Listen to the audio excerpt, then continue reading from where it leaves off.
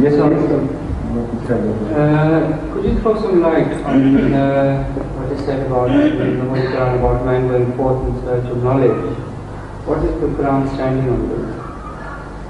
About man going forth in search of knowledge. The Holy Quran promotes knowledge as no other book has ever promoted knowledge. So what else do you want to know? I couldn't follow your question. There is no ambiguity about it.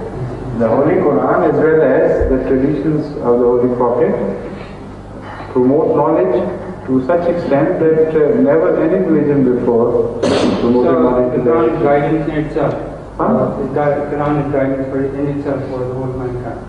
Of course it is. And so it mentions, Hazrat Rasulullah mentions China. And that is very significant to mention China. Even if you have to go to China to seek knowledge, you go. It has many significances. One, China was far off place, of which an Arabian could never think of, which place could not be reached by an Arabian at that time. Has the word knowledge been used in the Holy Quran? Has the word knowledge been used in the Holy Quran? So often, so repeatedly, that the word Alim, Sifat, Allah's attribute, is so extensively used in the Holy Quran that one is surprised.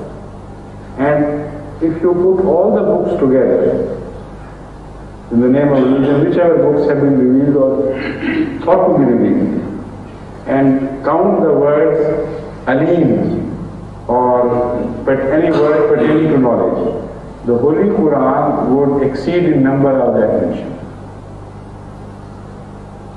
So it's so extensively used, the word Ilm and Alim, that no other book can compare, and they jointly cannot compare with the Holy Quran in this regard.